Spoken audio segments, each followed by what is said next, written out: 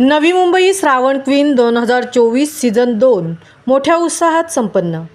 निधी charitable trust सप्तकन्या सेवाभावी संस्था प्रस्तुत नवी मुंबई श्रावण क्वीन 2024 सीझन 2 ही स्पर्धा वाशी या ठिकाणी घेण्यात आली।